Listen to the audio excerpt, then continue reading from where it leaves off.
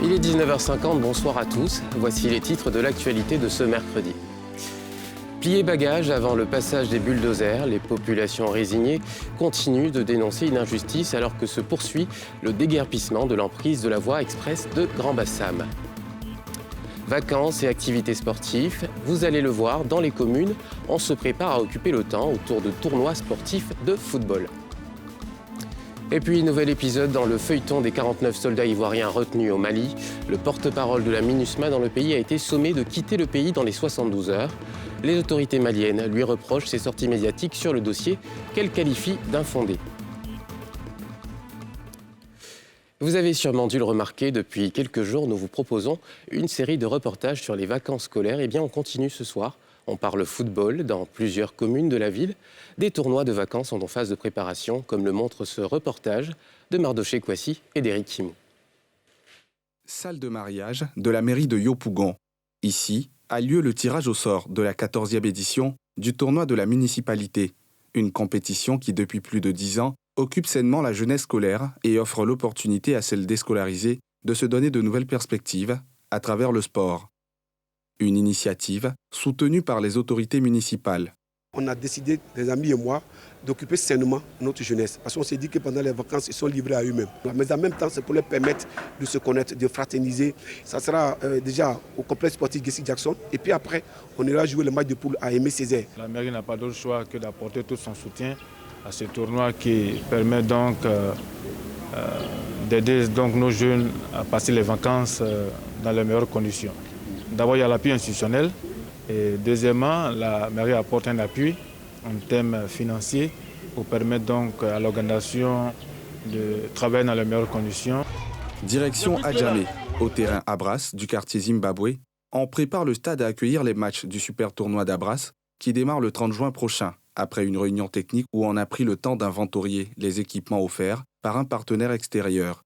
Le super tournoi d'Abras est un tournoi à caractère social. Nous sommes dans un quartier populaire.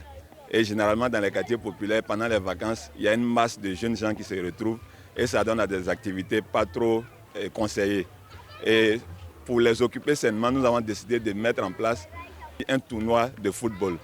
Tout le monde sait que le football est le sport par essence des jeunes en Côte d'Ivoire ici. Et le petit poteau, c'est le sport des quartiers populaires. Voilà pourquoi nous avons décidé de mettre en place un tournoi de petits poteaux. Et nous avons décidé de faire la participation gratuite et d'offrir en plus les maillots aux équipes qui y participent. Dans la commune d'Abobo, plusieurs tournois de football sont en préparation pour ces vacances scolaires. Au quartier Gotham, c'est le groupe scolaire Nord qui va abriter la 2e édition du tournoi Gotham City Zanga. Le comité d'organisation échange avec les responsables de l'établissement scolaire sur les conditions d'utilisation de l'espace. Après les cours, les enfants sont en vacances, il faut comment on appelle ça même, les occuper. Donc c'est l'idée qui est venue de faire en sorte qu'on ait un tournoi qui va les occuper. Donc c'est les préparatifs aujourd'hui pour le tournoi qui se jouera le samedi à 16h. Donc on demande à tout le monde de se déplacer pour venir. Il y aura 2 matchs matin et 2 matchs le soir. De Yopougon à Abobo, en passant par la commune d'Adjamé, on se prépare donc à vivre des vacances bien animées pour le bonheur des vacanciers qui ne demandent qu'à être occupés sainement. Et on en parlait hier dans notre journal, les déguerpissements se poursuivent sur les 30 mètres de la contre-allée de la voie express de Grand Bassam. Vous allez le voir, certaines personnes ont fini par se résoudre à quitter les lieux avant l'arrivée des bulldozers, même si sur place on continue de dénoncer une mauvaise préparation de ces évacuations.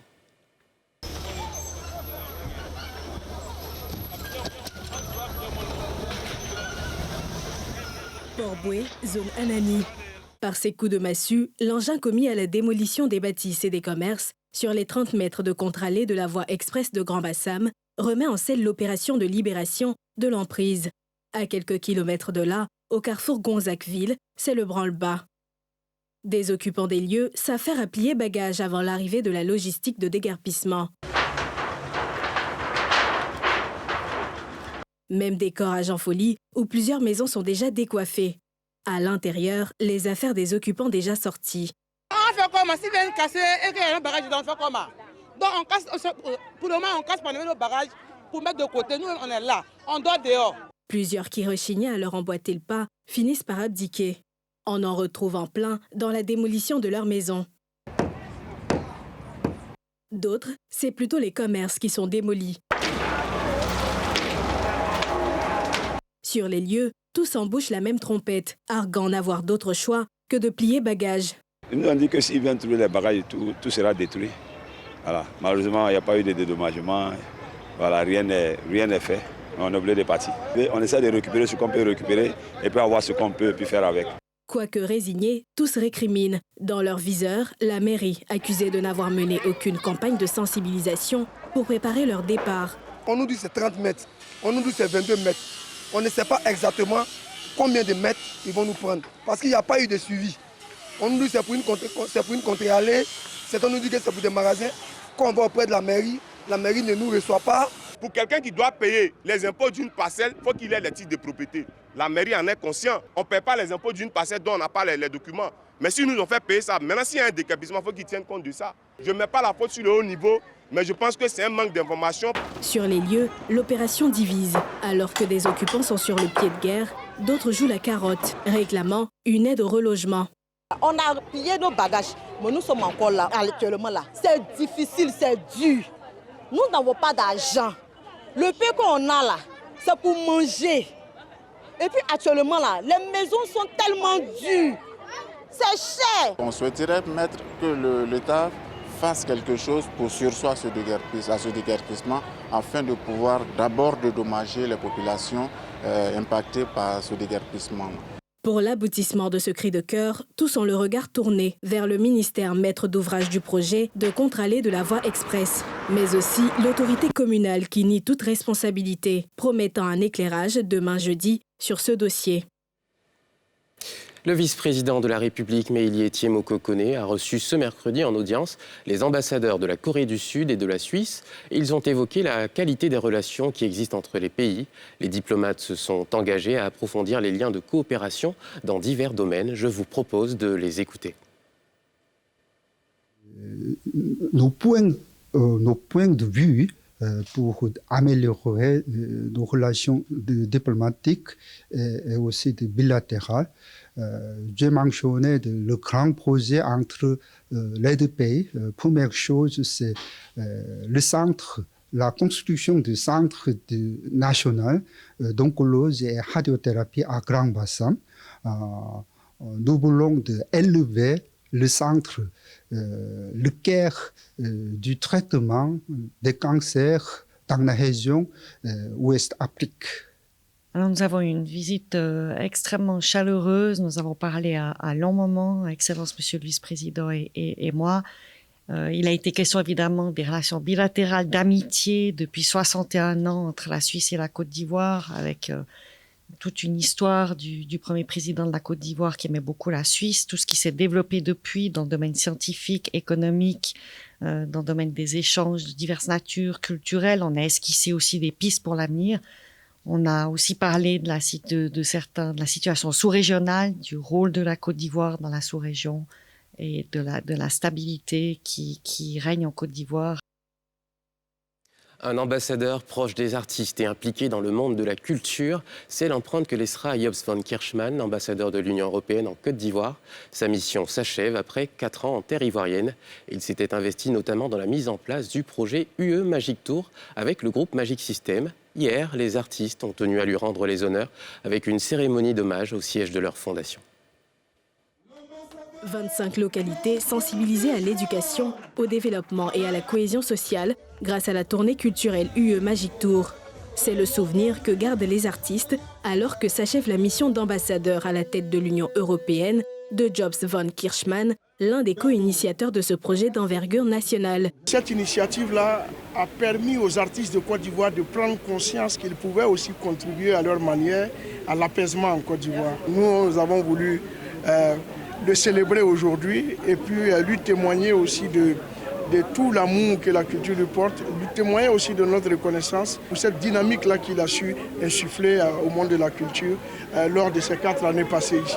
Il était là seulement pour 4 ans, mais c'est comme s'il avait toujours été là avec nous. Avant son départ de la Côte d'Ivoire, Jobs van Kirchman s'est assuré de noter, au nombre des suggestions, la pérennisation de cet événement qui non seulement contribue à divertir, mais surtout à éduquer la jeunesse. Comment on parle de l'éducation, du développement, de la paix, de toutes ces valeurs de protection de l'environnement? Mais c'est la culture. Il faut continuer ces partenariats parce que c'est important. C'est important de ne pas rester sur l'institutionnel, mais s'adresser à la jeunesse avec les valeurs qu'on partage. La caravane UE Magic Tour s'est tenue en 2019 avec la participation active de l'ambassadeur de l'Union européenne aux côtés des artistes. C'est en novembre 2018 que Jobs van Kirchman a présenté ses lettres de créance au président Alassane Ouattara. 4 années d'implication dans la diplomatie, mais aussi dans la culture et la société ivoirienne. Nouveau rebondissement dans l'affaire des 49 soldats ivoiriens retenus au Mali. Le porte-parole de la MINUSMA, Olivier Salgado, vient de se voir sommé de quitter le pays dans un délai de 72 heures. Une annonce faite par le ministère des Affaires étrangères et de la coopération internationale du Mali.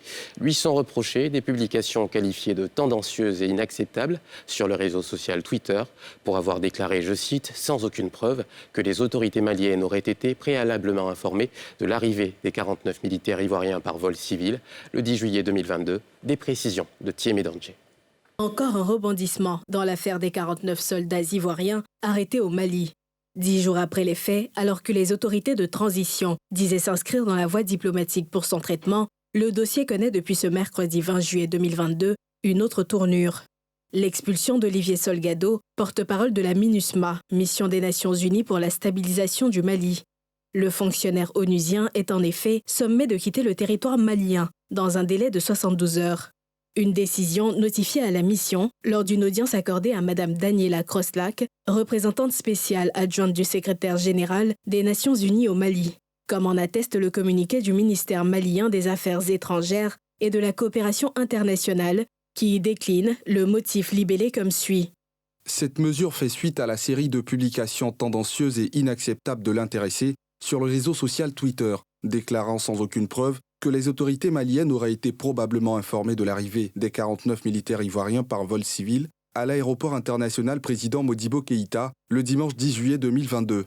En plus, la demande officielle a lui adressée à travers sa hiérarchie depuis le 12 juin 2022 de fournir la preuve des affirmations contenues dans son tweet ou au cas contraire de porter la rectification nécessaire dans la même forme est restée sans suite. Le ministère ne saurait passer sous silence ces agissements qui portent atteinte au partenariat avec la MINUSMA et d'autres partenaires. Visé par cette décision, Olivier Salgado est le deuxième fonctionnaire de la MINUSMA sommé de quitter le pays, après le représentant de la mission à Kidal, dans le Nord, fin 2019, après les propos jugés déplacés par les autorités maliennes. Cette autre expulsion vient s'ajouter à d'autres accros diplomatiques entre le Mali et l'ONU, qui compte 12 261 soldats et 11 718 policiers dans le pays depuis 2013. C'est la fin de ce journal. Merci de votre fidélité à ce rendez-vous de l'information. Demain, vous avez rendez-vous avec Evelyne Débat. Bonne suite de programmes sur la nouvelle chaîne ivoirienne.